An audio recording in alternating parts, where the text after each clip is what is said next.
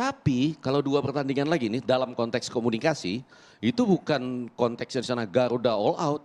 Bisa jadi semua yang ada di federasi all out. Lihat bahwa 3-0 kita kalah dengan bola-bola atas. Gue bilang ini bukan salah pelatih, langsung dipelintir. Masa Sopmat, masa kita netizen, lu kalau lawan lu tingginya 185, lu 175, lu mau lawan gimana? Semua salah Sintayong. Bung Toel diem, Bung Akmal malah lebih kalem ngomongnya. Bahkan Coach Justin bilang, enggak, itu bukan salah pelatih. Kalau udah dibantai 3-0. Benar, itu semua salah Sintayong. Karena gara-gara Sintayong kita ekspektasinya tinggi sama timnas kita. Timnas under 20 gagal. Apalagi kali ini alasannya. Mari kita bahas bareng-bareng. Pelatih out, pemain dicoret, itu semua udah jadi makanannya sehari-hari pelaku sepak bola lah. Jadi kalau buat saya tagar tersebut kita lihat saja nanti waktu yang membuktikan. Kita biarkan juga tim yang ada untuk membuktikan. Kalau memang tidak layak untuk dipertahankan, berarti mungkin tagar tersebut harus dibenarkan. Nah, tapi orang lupa bahwa biasanya kalau event-event kelompok umur nih usia muda itu by turnamen kan. Artinya sukses tidak sukses selesai tugasnya pelatihnya, nanti apakah akan diperpanjang atau diteruskan atau diganti pelatih lain. Sebenarnya nggak perlu disuruh mundur. Betul. Karena setelah turnamen ini mau sukses mau gagal pasti selesai tugasnya, iya kan. Tinggal apakah turnamen berikutnya diganti atau tidak. Betul, ya kan? betul. Dan kalau mimpi kita kan bisa lolos sampai semifinal, Mas. Betul. Dengan kekalahan 0-3 ini, kalau saya sih secara objektif gitu mengatakan bahwa sejatinya mimpi kita terlalu tinggi sampai semifinal, tapi ya nggak apa-apa lah kalau itu sebagai motivasi gitu. Karena sejatinya kita kalau dari level U20 itu ya masih ada di sana negara-negara seperti Korea, Jepang, ya kan, betul. Irak, Iran, Uzbekistan gitu kan. Mimpi kita terlalu tinggi, tapi nggak apa-apa lah. Gantungkan mimpi setinggi langit kan orang bercita-cita. Tapi ada potensi nggak, Mas? Bisa saja. Bisa saja. Walaupun udah kalah 0-3. Walaupun sudah kalah 0-3, ya banyak cerita. Bahkan juara dunia sekalipun, udah ada 2 tuh contohnya juara dunia kalah di pertandingan pertama tapi akhirnya juara ya. Spanyol kan 2010, Argentina yang Piala Dunia lalu. Iya, kalah sama Arab. Betul. Tapi memang kalau buat saya kepingin fokus di perbaikan per pertandingannya aja lah. Nanti dulu lah soal semifinal ataupun itu. Yang penting sebagai fans daripada timnas Indonesia, karena ya kita ini negara kita, saya hanya pengen melihat di pertandingan berikut itu semuanya tuh bisa diperbaiki. Nggak ada lagi yang meleng soal penjaga dan apa ini. Semua koordinasi komunikasi terperbaiki.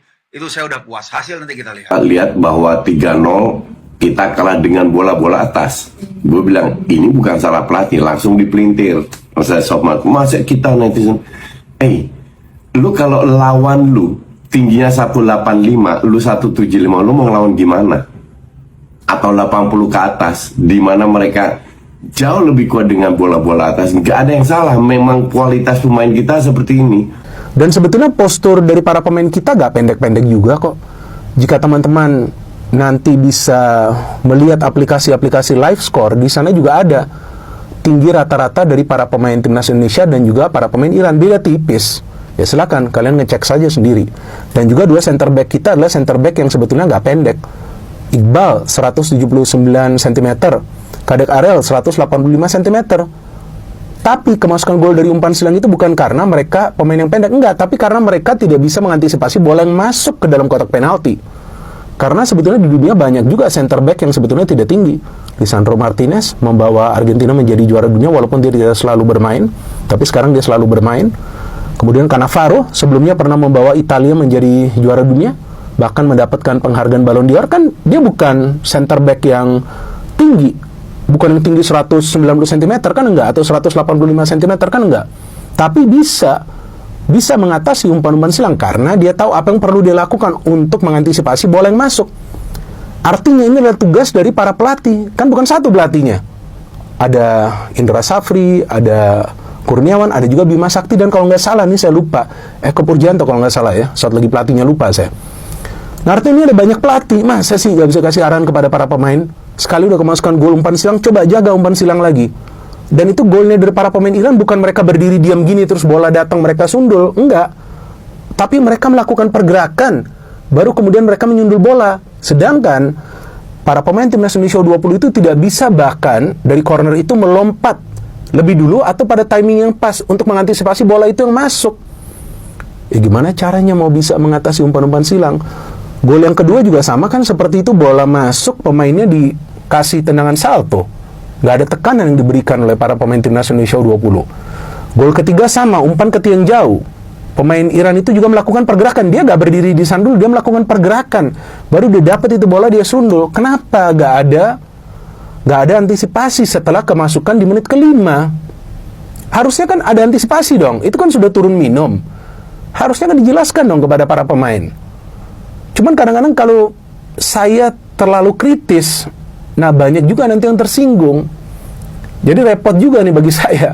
Padahal saya tuh ngelihat pertandingan semalam tuh saya kecewa banget. Kenapa sih para pemain kita kok gak bisa main bola sih?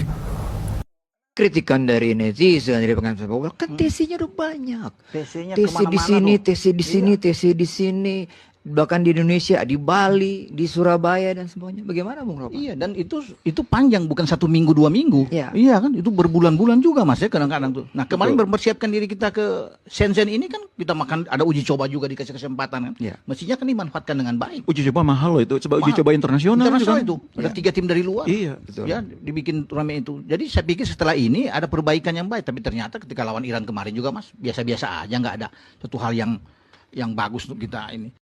Salah Sintayong, pokoknya salah Sintayong. Karena gara-gara Sintayong ekspektasi kita tinggi sama timnas, tapi kita lupa timnas kita nggak dilatih lagi sama Sintayong, yang kebetulan katanya ada masalah komunikasi. Ya macam-macam lah, sampai tiba-tiba muncullah tokoh-tokoh ini. Wow, tokoh-tokoh ini yang merajalela, dan kita tahu kalau udah ingat tokoh ini bagaimana malapetaka sepak bola Indonesia, dan mulai terlihat sekarang. Timnas kita gagal di Shenzhen. Timnas under 20. Konon katanya Arya sampai blunder ngomong kalau yang meloloskannya itu waktu itu adalah Indra Syafri, bukan Sintayong. Salah lah. Gitu ya, under 20 kita itu kan masih ada produknya Sintayong waktu itu juga. Nah, kita lihat nih ya, Bung Akmal kalem banget ya ngomong bahwa Indra Syafri butuh dikasih kesempatan, butuh waktu untuk beradaptasi, segala macam lah dia bilang kayak gitu. Lupa dia waktu sama Sintayong gak ada kayaknya kesempatan dia kasih buat sama Sintayong untuk kayak gitu. Lembutnya dia ngomong, gak, semuanya kritik habis. Nah, ketika sekarang Indra Syafri kayak gini, dia lembut. Kenapa ya? Kan jadi bingung, ya kan? Kenapa jadi kayak gini Bung Akmal gitu, dan hasilnya zong tuh timnas kita di sini. Saya tidak mengkritik timnasnya ya. Saya mengkritik orang-orang di belakangnya yang mengelola timnas kita. Ya, Anda tahu lah siapa-siapa aja orangnya. Kemudian ini Coach Justin, dia bilang tidak salah pelatih. Ini kan tinggi pemainnya, kita yang kurang segala macam. Dan di counter tuh sama Bung Binder. Dia bilang tinggi pemain kita juga, backnya itu lumayan gitu loh untuk mengimbangi duel udara. Cuman masalahnya kan bukan masalah duel udaranya, bukan adu-adu tinggi. Seorang Calvel Verdong pun bisa lompatannya melebihi bahkan ya dengan Harry Suter, pemain tertinggi di Australia itu loh. Kalah loh waktu melompat sama-sama nyundul tuh. Nah itulah contohnya. Jadi bukan masalah tinggi badan. Oke, masalah lompatan boleh. Dan yang paling penting lagi, bagaimana dia mencegah agar bola itu minimal gak diumpan. Itu dulu satu. Atau bagaimana dia menjaga posisi dia agar tidak goyah ketika harus duel udara. Itu aja dulu. Karena orang kan pondasi juga kalau mau lompat, kalau goyah kan nggak akan maksimal nyundul juga. Ini kan kita berbicara secara teknis kayak gitu. Jadi memang itu urusan pelatih ya. Tapi kok jadi alasannya bukan salah pelatih Pak? Gitu. Kayak nggak pernah ada ngomong gini sama Sintayong dulu, Coach Justin. Dan Bung Binder pun juga ngomong kan, kita juga tinggi kok pemain kita. Yang jadi masalah itu adalah pelatihnya kenapa nggak ngelatih pemainnya untuk mencegah atau meminimalisir peluang-peluang melalui crossing ini. Ya Fabio Cannavaro juga pendek kali, tapi kok bisa jadi juara dunia sama dia kan gitu. Kayak nggak masuk akal tuh alasannya. Dan yang paling mengerikan adalah kita sudah banyak keluar dana ternyata. Bikin turnamen melawan tim-tim luar negeri datang ke kita tuh. Ya kan? Kan ada yang diundang tuh kemarin sebelum ke Shenzhen. Kan lumayan bayarnya. TC-nya itu ke luar negeri tahunan. Panjang lagi. Ada yang di Indonesia, ada yang di luar negeri. Itu kan banyak, gede banget nih under 20 ini. Dan belum lagi ada pemain-pemain. Ya anggaplah pemain Liga 1. Ya oke, ada pemain naturalisasinya juga oke, tapi hasilnya ternyata kan parah, hancur. Memang udah salah kita sih ekspektasi kalau itu seperti zaman Sintayong, udah salah. Dan saya pikir kalau itu di tangan Sintayong, timnas kita, anak-anak ini beda mentalnya. Kan sekali lagi masalah kita kan mental. Apa yang jadi masalahnya sama Coach Indra? Apa memang Coach Indra memang kapasitasnya mentok nih, atau memang nggak tahu udah mulai masuk nih kayaknya pemain titipan, kita nggak tahu juga nih. Atau jangan-jangan seperti kata Bung Rocky, dan itu kalau namanya Mila tidak bisa diatur, berarti timnas kita kan pasti menangan. Kalau timnas kita menangan, ya orang-orang di federasi juga nggak dapat duit. Kenapa bisa begitu? Iya kan kalau taruhan kita harus kalah, bukan kita harus menang. kita sengaja kalah supaya ada taruhan yang dimenangkan oleh pihak-pihak tertentu. Ya ini kemungkinan saja ya, maksudnya. Karena kan mengingat ada tokoh ini, ada Nurdin Halid ini masuk, maka kita wajib was-was dengan keadaan timnas kita kemudian. Nah, pertanyaan selanjutnya, apakah seorang Erick Thohir siap dengan kegagalan ini nanti? Masih ada sekitar berapa minggu lagi bulan Maret. Under 20 ini seperti alarm buat Anda Pak Erick untuk membuktikan perkataan Anda kalau Anda siap meninggalkan PSSI. Kendaraan yang mungkin banget sesuatu yang sangat dahsyat untuk Anda pakai di 2029. Sekali lagi Pak Erick, Anda pasti punya otoritas, Anda punya wewenang, dan yang paling penting Anda, saya pikir, punya tujuan yang luar biasa juga untuk timnas kita. Buktikanlah itu Pak. Buktikan kalau Anda mau all out di situ. Dan jadi saya pun tidak akan mengkritik Anda soal ini. Yang saya kritik tentunya adalah beberapa orang-orang di luar dari ini yang seperti tidak mengakui bahwa ada yang salah dengan keadaan timnas kita sekarang. Ya, itu yang saya kritik. Kalau Pak Erick mau menyanggah itu ya silahkan. Berikan nanti pembuktiannya di kualifikasi Piala Dunia. Maret, 2 pertandingan. Australia, Bahrain. Buktikan. Kalau memang timnas yang dibentuk oleh Anda sekarang dengan komposisi pelatih yang ideal dengan perkataan Anda, yaitu Justin Clifford dan yang lain-lain, ya semoga itu berhasil. Toh itu juga kado terbaik buat bangsa ini nantinya. Itu aja. Mari tetap pantau timnas kita. Jangan kasih lengah, apalagi para buzzer-buzzer itu ya. Pada diem semua tuh.